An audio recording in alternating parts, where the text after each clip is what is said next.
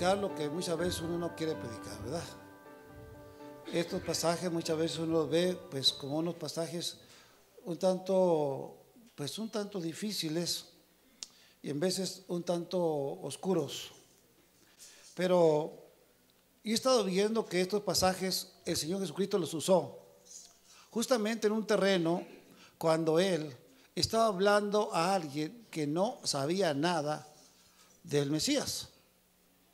Él estuvo presentando ante una mujer que por primera vez oía hablar cosas maravillosas como las que estaba viendo ante sus ojos. Y muchas veces nosotros como cristianos consideramos que para hablarle a una persona de Jesucristo por primera vez tenemos que utilizar cosas probablemente más sencillas, que la persona las capte con más facilidad. Pero tenemos que entender que el Señor es el Maestro. Y si Él lo hizo con un plan y un propósito, tenemos que entenderlo, que es importante que las personas reconozcan quién verdaderamente es Dios. ¿Quién es Dios? Y es ahí donde se desencadena todo lo demás. Cuando empezamos a entender quién es Dios. ¿Quién es el Dios a quien nosotros como creyentes servimos y amamos y adoramos y bendecimos y alabamos? Yo considero que en nuestros días actuales, hermanos, nuestra cristiandad probablemente carece, no sé si esté yo mal, pero me da la impresión como que carecemos mucho de Dios. Como que necesitamos un poquito más estar situados en otro asunto que tenga más que ver con el movimiento de Dios. Porque me parece que los cristianos del Nuevo Testamento, aquellos hombres santos de Dios, tenían algunas características que eran muy diferentes a las nuestras. Y algunos cristianos de la historia de la iglesia, parece que sus características eran totalmente opuestas a nuestra forma de ser y de ver. Y nosotros queremos, y estoy preocupado, hermanos, para que Dios obre en nuestras vidas, en sus corazones. Y sería para mí lo peor que usted ha venido a la iglesia y si usted se regresa esta tarde por la puerta que entró con su corazón vacío y sintiendo que simplemente estuvo cumpliendo con un sistema religioso y haciendo algo que no es malo, pero que a la vez parece que no fue bueno. Simplemente el haber estado en la iglesia, escuchado algo que se le olvidará en unos cuantos metros, probablemente no es el plan de Dios.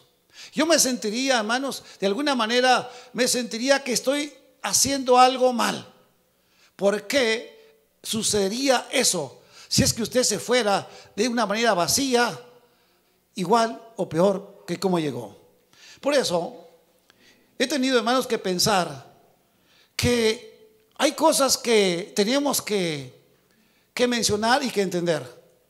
El Señor Jesús habló con esta mujer samaritana. Ustedes saben que los samaritanos, ellos eran personas, diríamos herejes. Eran personas que pertenecían a una fe diferente a la fe de los judíos. Ellos tenían un sistema de adoración muy diferente. Los judíos iban al templo, que era el corazón de la nación, y adoraban a Dios. Bendecían a Dios ahí.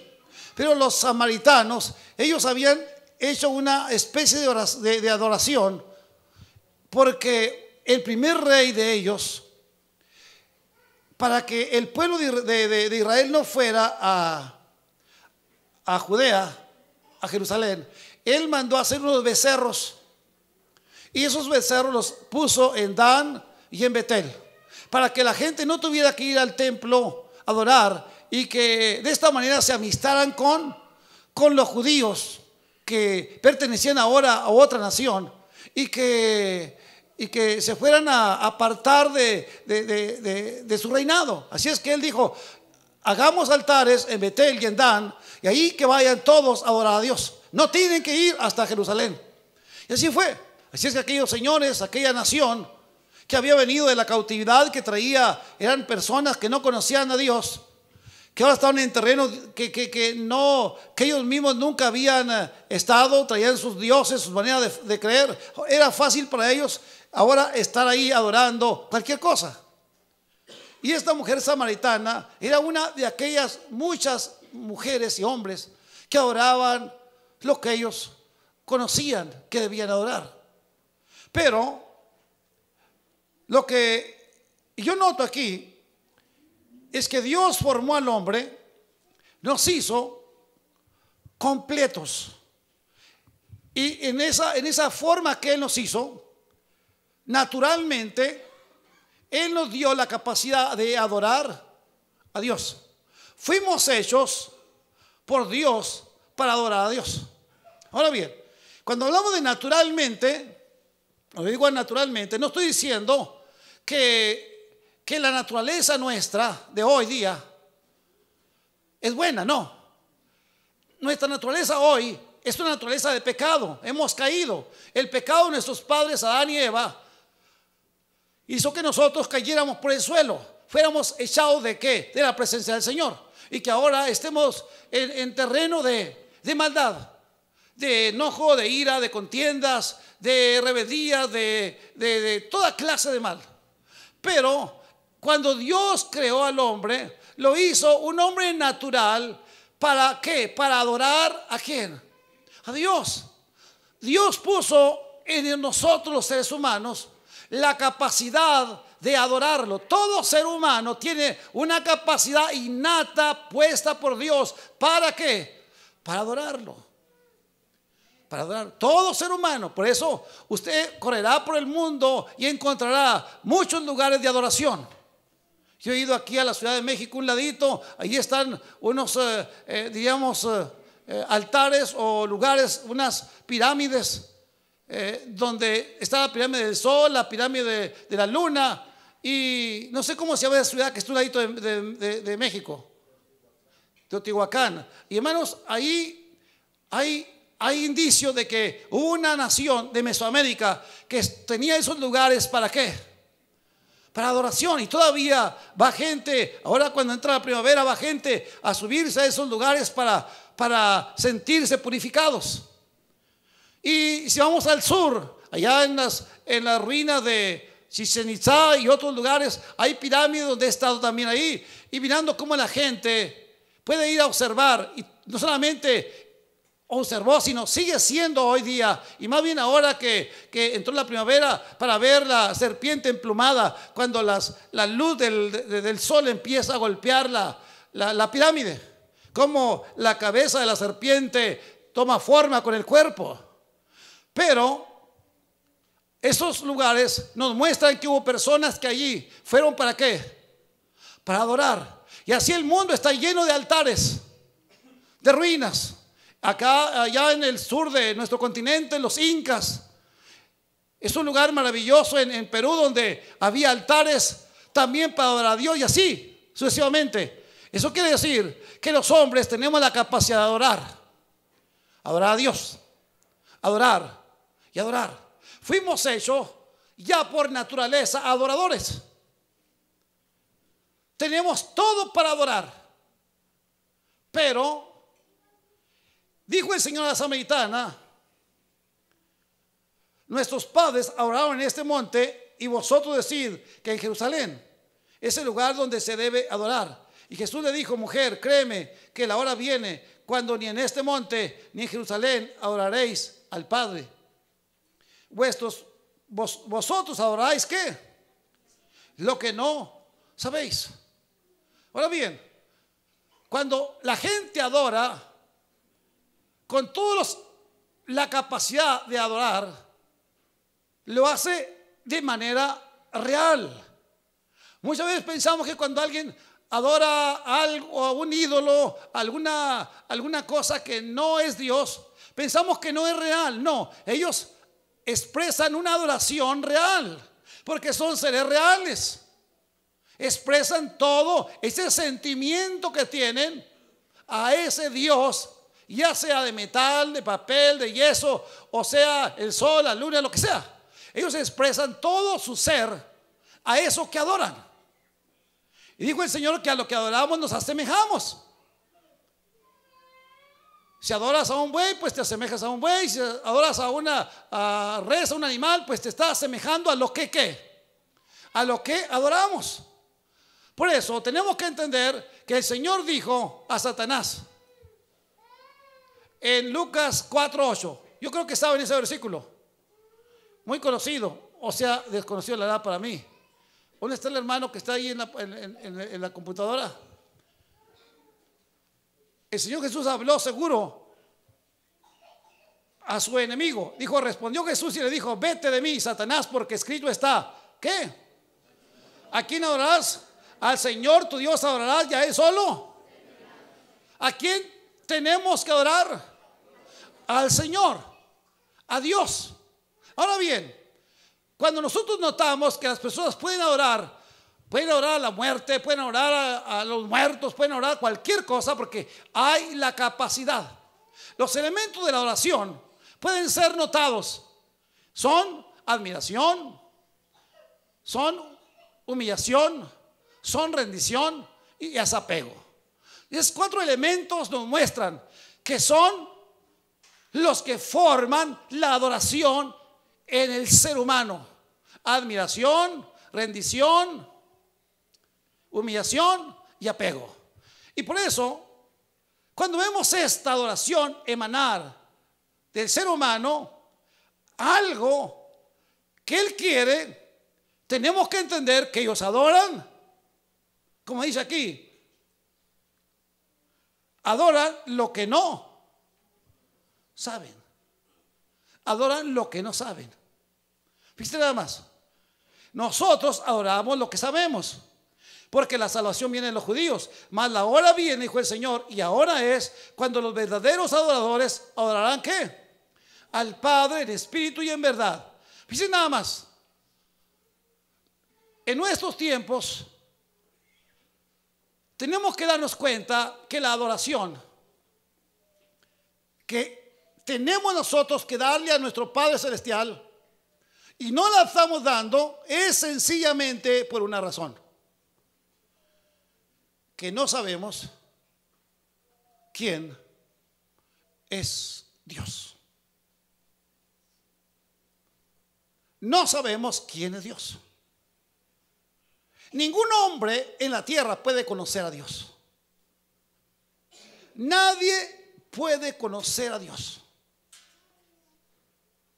Solamente Dios se revela a nosotros a través de Jesucristo, y se revela a través de su Espíritu Santo. Él dijo: me voy, pero dejaré con vosotros al Espíritu, el cual os guiará a toda verdad y a toda justicia. Solamente el Espíritu de Dios nos redarguye, nos muestra quién es Dios. ¿Quién es Dios? Si no entendemos quién es Dios, no podemos de ninguna manera adorarle. Entonces, esto me hace pensar en algo. Cualquier individuo que sirve o adora o alaba algo es porque probablemente no conoce a Dios. Hemos hablado de adoradores y hablamos que hay personas como los músicos que ellos pueden adorar. Claro, ellos pueden adorar, pero los músicos no tienen ninguna capacidad de dirigirnos en la adoración. Son seres mortales, indefensos, incapaces de guiarnos ¿a qué? Adorar. La música más sacra que el músico pueda tocar no nos puede guiar a adorar ¿a quién? A Dios. Solamente y exclusivamente la adoración está en manos del Espíritu Santo. El Señor vino y arrancó de las manos humanas la adoración y la puso en las manos del Espíritu Santo. Y solamente Él es capaz de llevarnos a adorar a nuestro Dios. Y es entonces cuando nosotros como creyentes empezamos a sentir una especie de admiración por Dios. Admiramos a Dios. Lo triste del asunto es que en nuestros días, casi de manera imperceptible, se está perdiendo el sentido del asombro. Y parece que ya no sentimos atracción por Dios o por nada.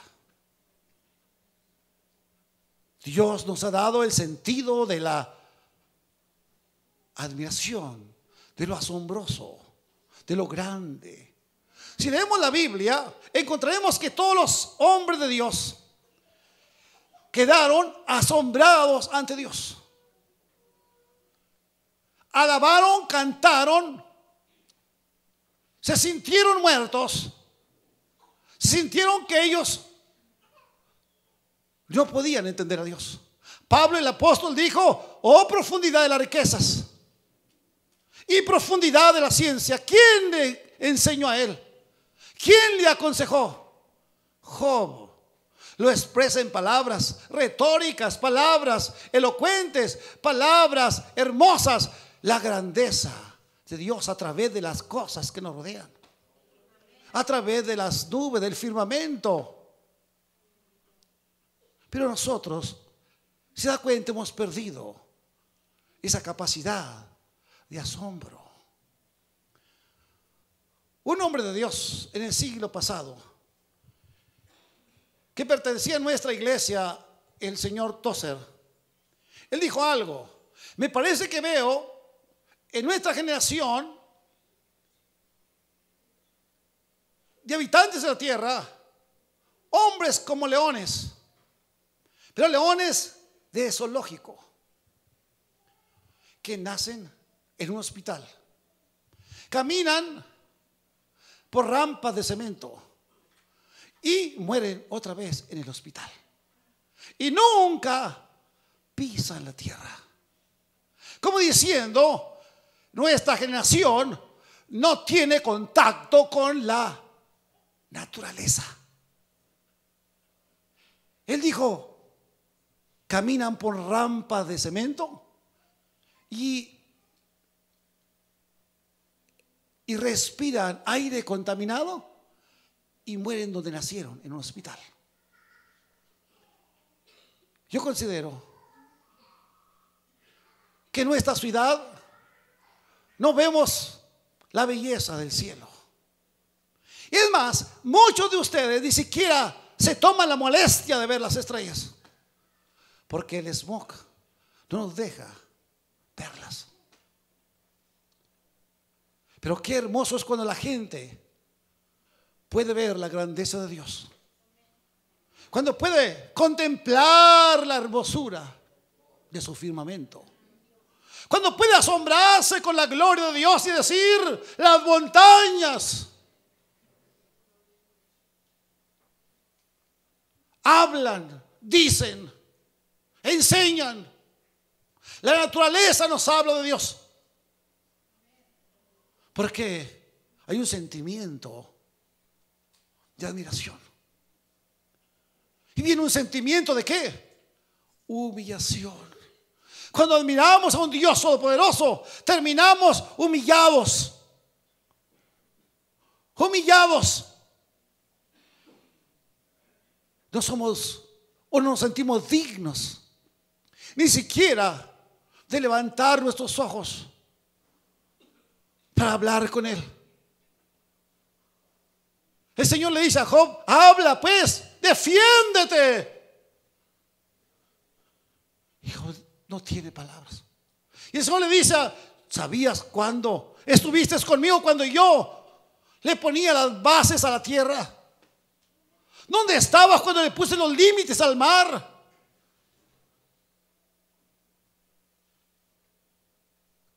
Qué difícil es platicar con Dios, porque es ahí donde empezamos a conocer que es un Dios grande y maravilloso, y no lo podremos conocer por ningún motivo si el Espíritu Santo no nos revela la grandeza de Dios. Solo Él Dije, no es el pastor, no es el músico, no es el diácono, no es nadie. Es el Espíritu de Dios, único y exclusivamente, el que puede llevar nuestros corazones a la adoración genuina hacia Dios. No es en el monte, no es en el templo, es en la presencia del Espíritu de Dios, donde Dios se revela, donde Dios se muestra. Por eso hoy nuestras iglesias saben de todo menos de Dios. Y Él dijo que los verdaderos adoradores adorarán al Padre en espíritu y en verdad. Esto es, en espíritu es el Espíritu Santo,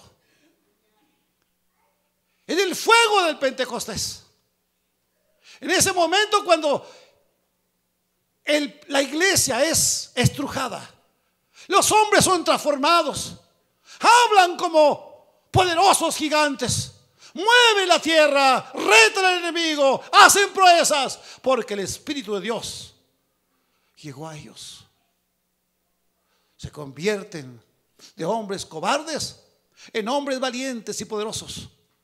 Nadie lo detiene. Hablan de Dios con denuedo.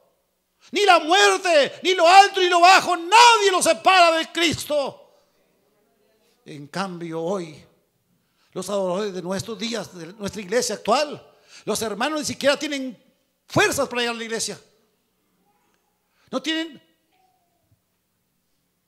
ni siquiera tienen la dignidad de pedir perdón por sus fallas. No tienen fuerzas. Porque cuando el Espíritu Santo llega, todo eso cambia en gloria. Y como no conocemos a Dios, entonces nos adoramos unos a los otros. Sí, y no es malo reconocer a los hermanos y levantarlos de Dios. Pero cuando no hay más, solamente eso hacemos. Admiramos los músicos, admiramos las lámparas, admiramos el templo, pero no nos asombramos de la gloria de Dios, porque no le conocemos. Por eso dice la Biblia, en espíritu y en verdad. ¿Por qué en verdad? Gracias, hermano. Porque la verdad es la palabra, dice la Biblia, San Juan 17:17, santifícalos en tu verdad, tu palabra es verdad. La palabra es verdad. La palabra es verdad. Por eso el Señor allí mismo en la tentación le dice a Satanás, no solo de pan vive el hombre, sino de toda palabra que sale de la boca de Dios. Y termina diciendo, al Señor tu Dios adorarás y a Él solo servirás. Gloria a Dios.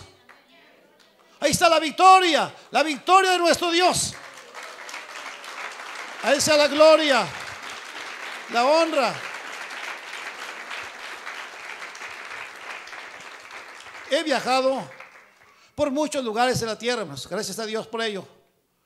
Y entre todos los lugares he tenido comunicación con creyentes, universidades cristianas de mucho renombre, iglesias grandes, donde hay tremendos intelectos, pero donde he visto una tremenda escasez también de Dios. Hay mucha letra, pero la letra mata.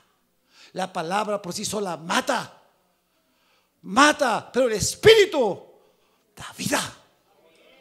Solo eso, el Espíritu da vida y nos conduce a servir a Dios. Por eso el Señor dijo, Dios es Espíritu. Quiere decir que Dios está donde quiera. Dios es Espíritu, y los que le adoran en espíritu y en verdad es necesario que le adoren. Por eso usted adora lo que sabe,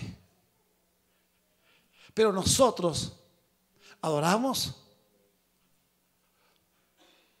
al Dios que conocemos, al Dios que vive en nuestros corazones, que reina ¿dónde? En nuestras vidas. Y podemos decir que Él es grande e inmenso, poderoso, grandioso. Y nos rendimos a Él. Nos humillamos, nos admiramos, humillamos, nos rendimos y nos apegamos a Él. Porque sin Él no podemos vivir. Él es la vida de nuestra alma. Él es la razón de nuestra existencia. Él es todo. Yo puedo vivir sin iglesia, puedo vivir sin muchas cosas religiosas, pero sin Dios no puedo vivir. Dijo Pedro: ¿a quién iremos si solo tú tienes vida eterna? Por eso muchas ocasiones decimos: aquí están los adoradores tocando. Y no estoy diciendo que los hermanos que están aquí son malos, no, por decir algo. Pero estos hermanos no saben nada de adorar a Dios.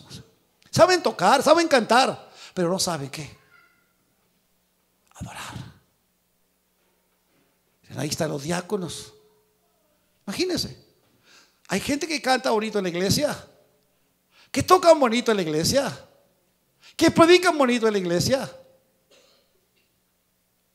pero que no pueden estar un momento delante de las presencias del Señor en oración, en ayuno. ¿Por qué? Ellos son los que dirigen la iglesia. Sí, son hombres que no saben, que no conocen el camino a la adoración. Los que adoran a Dios sirven sin reserva. Sirven sin poner excusas. Se entregan a Dios incondicionalmente y ponen sus vidas en sacrificio porque aman y saben lo que Dios es. Y el servir a Dios es lo máximo para un creyente. El servir a Dios es la corona de la iglesia. El servir a Dios es el honor más alto conferido por Dios a la iglesia. Honor que los ángeles no tienen, o que quisieran tener. Los ángeles quisieran estar en su lugar hoy. Que Dios, el que hizo todas las galaxias, el que hizo todo lo que existe, te llame a servirle. Ese es más que un privilegio. Los ángeles darían su vida misma por correr a servir a Dios. En cambio, usted y yo, ¿cómo respondemos a tal cosa? ¿Cómo está el sentido de conocimiento de quién es Dios? Muy por los suelos. Si conocemos a Dios, el servirle será nuestro propósito. Y nuestro servirle es la adoración a Él. Todos los hombres de Dios y mujeres que adoran a Dios son siervos y siervas de Dios abnegados hasta la muerte. Personas agradables, preciosas, que no podemos, o que no somos ni siquiera dignos en ocasiones de verles a los ojos. Y esta mañana platicaba con los hermanos que desayuné con ellos. Les hacía ver algo. Les decía acerca de personas que sobresalen y otras parece que no. Y le mencionaba 2 o 3. de los cientos de creyentes que conozco, o miles. Uno de ellos es un coreano que nosotros lo bautizamos con el nombre de Javes. No sé cuántos lo conocen. Él vino aquí hace años para aprender español. Vino de Chicago y vino aquí a Juárez y se congregaba con nosotros en la iglesia del Paso. Hizo una ocasión un viaje conmigo a la Tarahumara. Cuando yo conocí la historia de Javes, este coreano, me di cuenta que él era un hombre ilustre, un ingeniero en electricidad, en electrónica, pero en algo muy alto. Ganaba millones de dólares. Tenía posesiones en la tierra. Pero un día él sintió el llamado a las misiones. ¿Y sabe qué hizo Javes? Tomó todo su dinero, vendió todas sus casas, todas sus posesiones, y luego hizo un cheque y lo dio todo a la iglesia y se quedó limpio, sin dinero. Y le dijo a la iglesia: ahora yo mismo me entrego para ser misionero. ¿Cómo ve eso? Es el primero que yo he visto en toda mi vida, creo. Este está loco, creo, ¿no?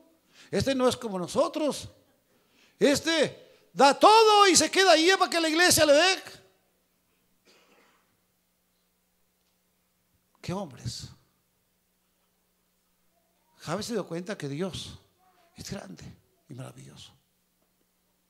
Y que no solamente era digno de su dinero y sus posesiones, sino que era digno de su vida. Y la entregó.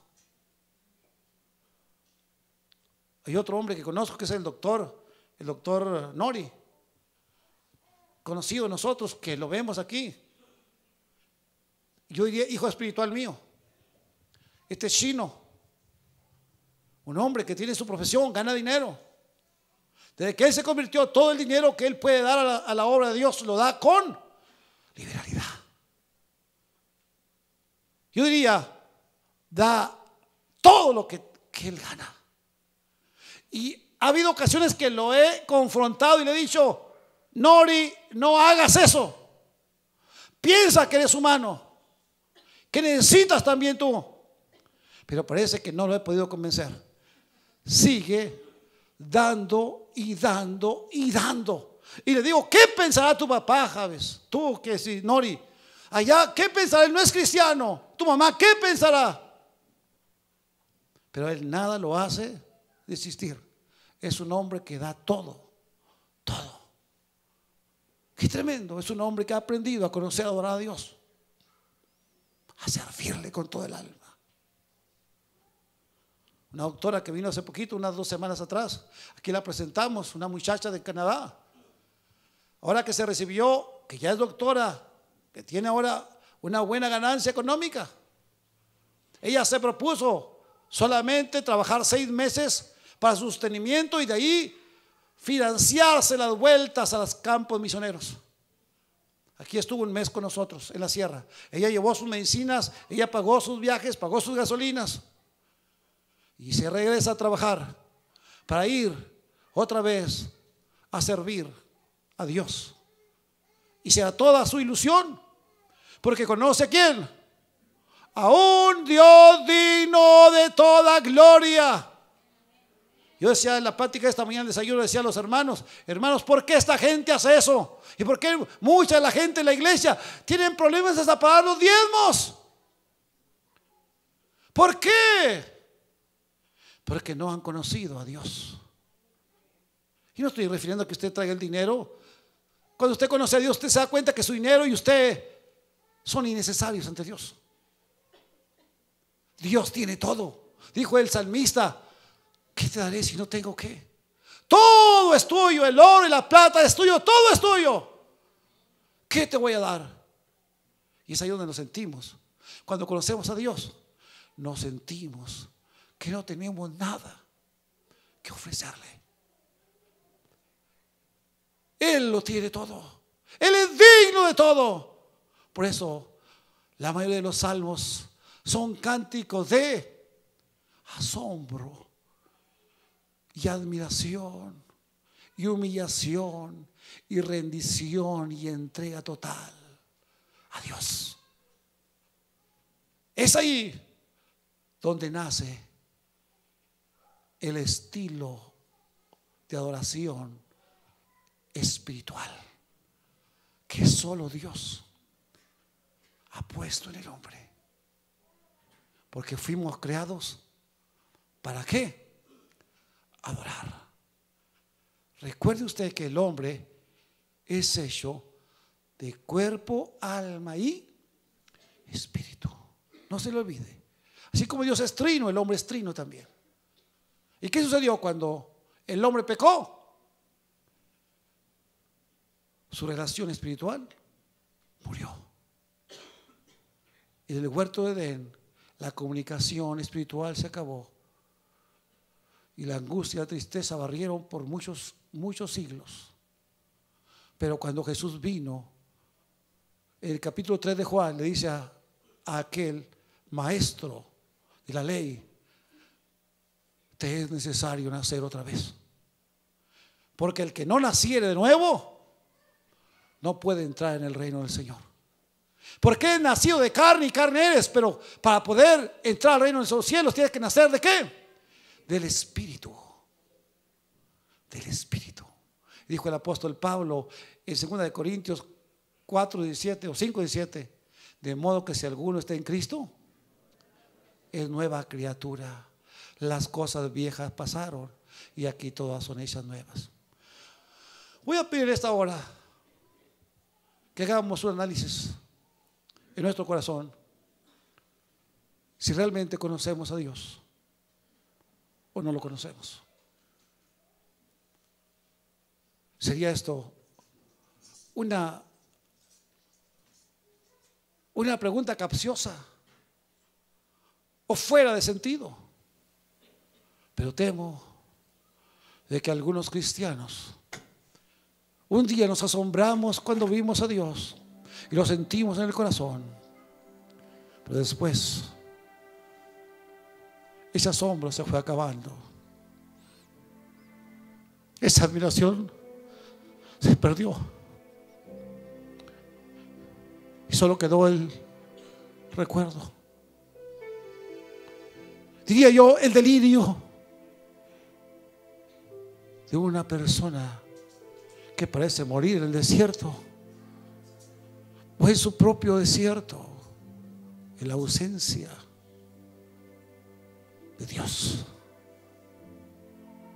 Si tú sabes que fuiste creado para adorar a Dios y estás consciente que un día, aunque hagas 1000 cosas, tendrás que volver ante Él a rendir cuentas,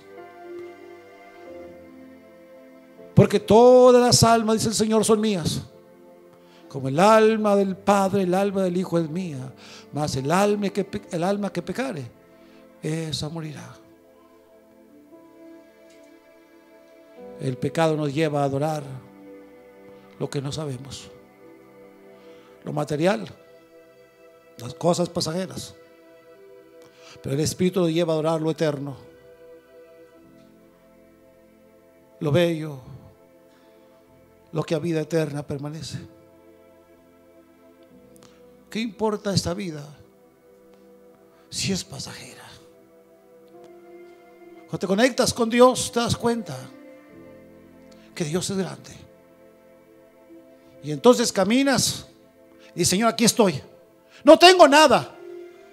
Aunque seas el mejor artista, el hombre más letrado de la tierra, tendrás que decirle: no tengo nada. Nada tengo, solo mi vida. Y el Señor te dirá: hijo mío, dame tu corazón. Y mirarás tu corazón y dirás: Señor, tengo algo. Y te dirá el Señor: engañoso es el corazón, más que todas las cosas, ¿quién lo conocerá? Dame tu corazón y miren tus ojos por mis caminos, y Dios te abrazará y te unirás a su grandeza, y su Espíritu Santo te cubrirá y te llenará con su gracia. Y no será una religión muerta, no será letra muerta, sino letra en fuego, en llamas, en vida, y donde la gloria de Dios se reflejará en ti. Y seguirás sirviéndole y te asemejarás a Él cada día, porque dice la Biblia: de gloria en gloria me cambia a mí, de lo terrenal a lo celestial, a manifestar su imagen en mí. Por eso el Señor instó a la mujer a adorar a Dios en espíritu y de acuerdo a la palabra.